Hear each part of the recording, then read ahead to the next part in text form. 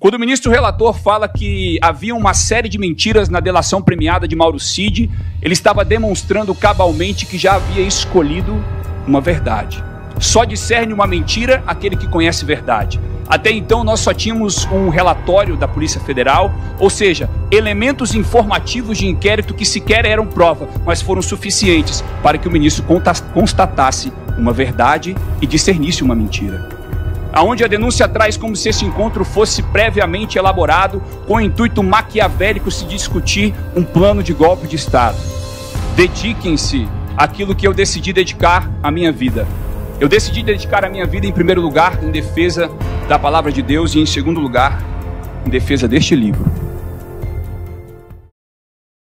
E passo a palavra ao Dr. Luciano Pereira Alves de Souza, que falará pelo denunciado Hélio Ferreira Lima. Dr. Luciano, seja bem-vindo à tribuna. Vossa Senhoria tem até 15 minutos para a sua sustentação oral. Assim, a justiça retrocede e a retidão fica à distância, pois a verdade caiu na praça e a honestidade já não consegue entrar. Não se acha a verdade em parte alguma, e quem evita o mal é vítima de saque. Olhou o Senhor e indignou-se com a falta de justiça. Ele viu que não houve ninguém e que ninguém intercedeu. Então, o seu braço lhe trouxe livramento e a sua justiça deu-lhe apoio. Usou a justiça como couraça, pôs na cabeça o capacete da salvação. Vestiu-se de vingança e envolveu-se no zelo como numa capa. Isaías capítulo 59, versículos 14 ao 17.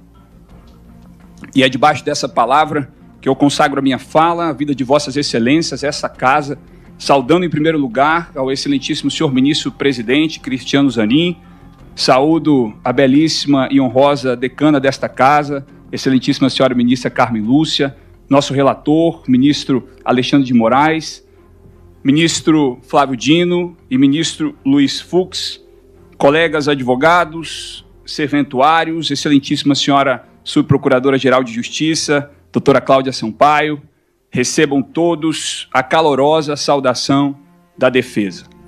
Na minha fala nós vamos delimitar 4 pontos que são exatamente aquilo que inseriu o tenente-coronel Hélio Ferreira Lima, pelo qual eu tenho a honra de defender nessa tribuna, e que inseriram ele dentro de uma investigação maquiavélica, tão somente o primeiro ponto, por ter compartilhado com o tenente-coronel Mauro Cid um documento em que se tratava de uma possível fraude nas urnas.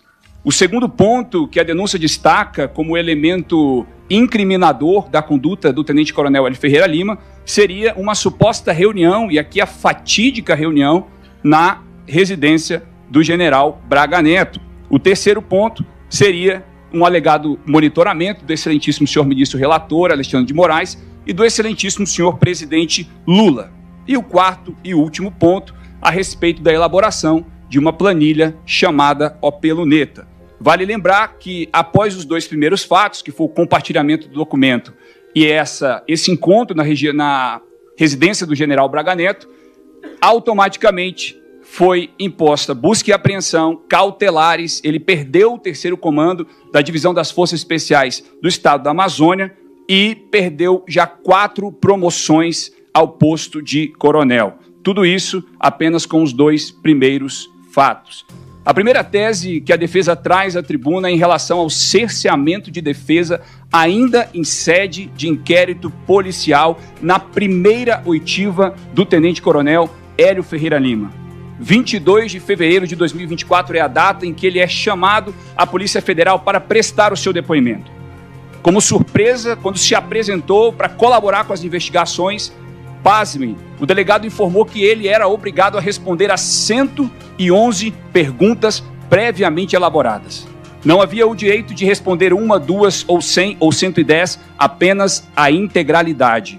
Quando o advogado da época pediu acesso aos autos, o acesso também lhe foi negado. Então, além de não conhecer os fatos, objeto daquilo que ele teria que responder, também teria que responder a 111 perguntas. A defesa consignou na época a nulidade, afringindo o artigo 23, parágrafo único da Lei de Organizações Criminosas e a própria súmula vinculante do Supremo. Nós pedimos inúmeras vezes para que ele fosse ouvido. Até hoje, ninguém ouviu o tenente-coronel Hélio Ferreira Lima.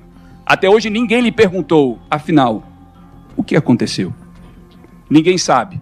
O que nós temos de versão apresentada para a mídia e perante vossas excelências é tão somente a versão da Polícia Federal. Essa é a primeira vez que ele é ouvido através do seu advogado. A segunda tese de nulidade é a respeito da contraditória delação premiada do colaborador Mauro Cid, que prestou mais de 10 depoimentos e, nos primeiros deles, até que tinha uma condizência com a verdade. Eu lembro da data de 11 de março de 2024, onde ele prestou um depoimento, e depois o derradeiro depoimento, antes de subverter completamente toda a linha de raciocínio, que foi em 19 de novembro de 2024, ele negou completamente qualquer encontro na residência do general Braga Neto, qualquer plano de golpe, negou violência, isso em relação ao tenente-coronel Hélio Ferreira Lima, e foi completamente condizente com aquilo que a própria defesa estava falando. Acontece que depois dessa audiência do dia 19, a Polícia Federal pediu a prisão de Hélio Ferreira Lima, a Procuradoria-Geral da República, em apenas 1 hora, apresentou um parecer pela prisão, e o excelentíssimo senhor ministro relator convocou uma nova audiência, agora para o dia 21 de novembro de 2024.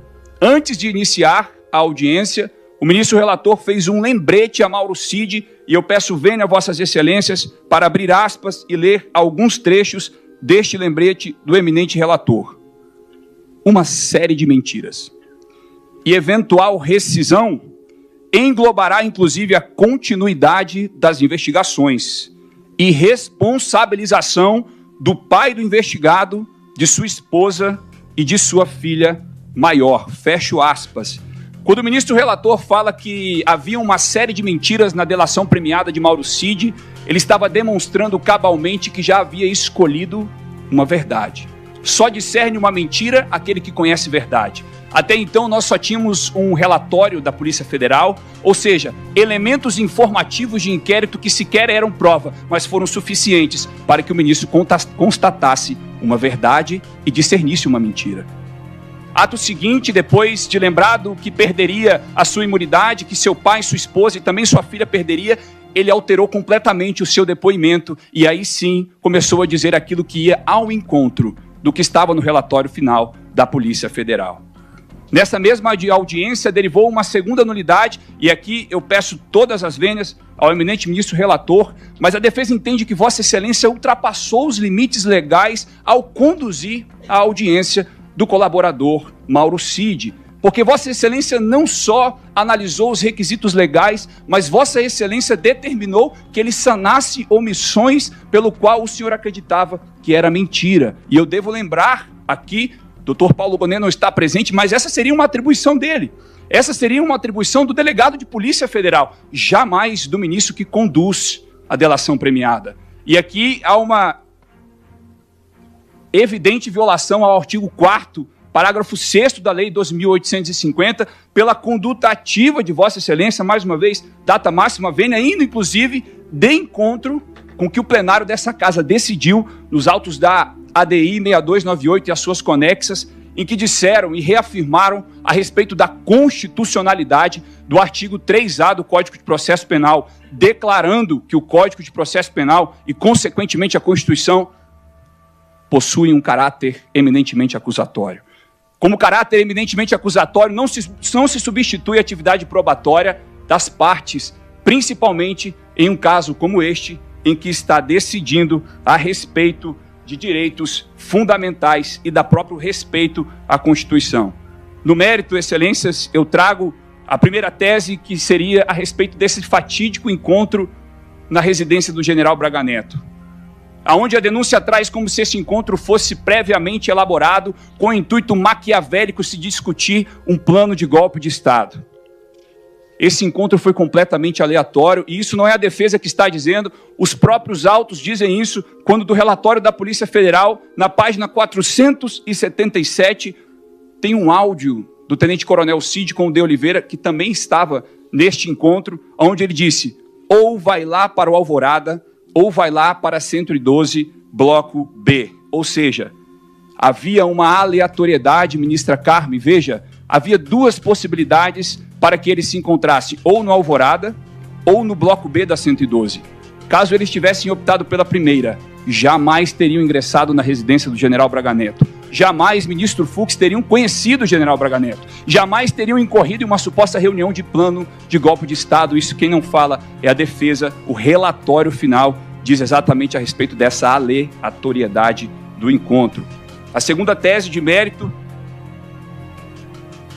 é em respeito à segunda viagem do tenente-coronel Hélio Ferreira Lima a Brasília, aonde tinha um intuito eminentemente familiar de realizar a mobília dos filhos que aqui residem, e a defesa tem comprovantes de compra de mobília, comprovantes do Uber, de trajeto, aonde ele ficou, tudo isso para comprovar que não tinha o intuito de se reunir com os seus supostos comparsas de intentos criminosos, mas tão somente realizaram uma viagem com o intuito familiar, que foi devidamente autorizada pelo seu superior hierárquico à época. Inclusive, o próprio trecho da denúncia, em que diz que nessa segunda viagem ele havia monitorado Vossa Excelência, ministro Alexandre, e também o excelentíssimo senhor presidente da República, são 5 linhas fazendo referência àquela delação premiada do dia 21, que é mentirosa e que é ilegal. Tenta fazer uma relação com as herbes, como se ele estivesse localizado em pontos estratégicos, mas esquecem que os mesmos que estavam rodeados, todos estavam na região central. Inclusive o relatório da polícia traz que em determinado momento, do dia 23 de novembro, às 9h32 da manhã, a herbe do tenente-coronel Hélio Ferreira Lima se conectou em 2 antenas diferentes. Ou seja, é completamente aleatório dizer que ele estava realizando qualquer tipo de monitoramento, até porque estava hospedado no Hotel Vision, que todos sabemos é na região central e englobaria inclusive o raio desta casa. Raio que se considera por 3 quilômetros, diametralmente 6 quilômetros. É muita coisa para se considerar que havia um monitoramento. A terceira e última excelência é em relação ao OP Luneta. É preciso dizer em alto e bom tom, este cenário prospectivo de inteligência não é, nunca será, nunca foi um plano de golpe de Estado. Ele não é um documento clandestino que foi feito com fins espúrios. O seu superior sabia que ele estava analisando esse cenário prospectivo de inteligência, afinal de contas essa era a sua atribuição oficial como oficial da inteligência da 6ª Divisão do Exército. Ou seja, competia às suas atribuições fazer cenários prospectivos de inteligência, e isso jamais poderia ser implementado como um plano de golpe, porque não competia à esfera de análise dele. É preciso lembrar que a premissa dessa análise era exatamente a fraude nas urnas. E não por um disse-me-disse popular, senão porque o próprio Ministério da Defesa instaurou uma investigação à época para determinar se de fato havia, ministro Zanin, ou não fraude nas urnas. A partir deste momento de investigação, nasceu-se a possibilidade legal e institucional que ele fizesse um cenário prospectivo, e eu devo dizer, um cenário prospectivo pautado no regramento, na doutrina militar terrestre, no PPCOT 2020 do Exército, que vossas excelências provavelmente não sabem, porque a polícia não sabe, o Ministério Público não sabe, porque ninguém resolveu perguntar ao Exército. É a mesma coisa de vossas excelências decidirem sobre uma perícia, sobre um erro médico e não consultarem uma perícia médica daquilo que se tratava. É um documento oficial, tratado sob regramento próprio do Exército. Ninguém perguntou para o Exército do que se trata. Dentro do documento, peço vênia para ler apenas um trecho. Aprimorar a comunicação estratégica das Forças Armadas com os presidentes dos poderes constitucionais. Esse, dentre outros trechos, traz a completa legalidade do documento. O documento visava fins eminentemente estratégicos, pautados dentro de um treinamento do próprio Exército Brasileiro. O Exército Brasileiro ensinou o tenente-coronel Hélio Ferreira Lima a fazer cenários prospectivos de inteligência. Enquanto isso, se tirou-se de um contexto este cenário como se ele só tivesse executado este com um plano de golpe de Estado. Ele já executou dezenas ao longo de sua carreira. Inclusive, a título de curiosidade, na posse da ex-presidente Dilma, o presidente Michel Temer, ele estava como destacamento das Forças Especiais e ele havia realizado um cenário prospectivo de inteligência para a retomada do Palácio do Planalto em caso de atentado. Eu fico imaginando se pegassem esse planejamento, ele ia incorrer em golpe de Estado. Eu concluo, eminentes ministros, afirmando e reafirmando: essa denúncia não deve ser recebida. A defesa pugna pela rejeição e, principalmente, para que vossas excelências dediquem-se àquilo que eu decidi dedicar a minha vida. Eu decidi dedicar a minha vida, em primeiro lugar, em defesa da palavra de Deus e, em segundo lugar, em defesa deste livro. Aqui, verdadeiramente, está a instituição do Estado Democrático de Direito. Aqui tem o princípio da imparcialidade. Aqui tem o devido processo legal. Aqui tem a presunção de inocência. Não nos apartemos do que diz esta carta. Pela atenção carinhosa, agradeço a vossas excelências. Agradeço, doutor Luciano Pereira Alves de Souza, e passo a palavra ao doutor Rafael Tomás Favetti.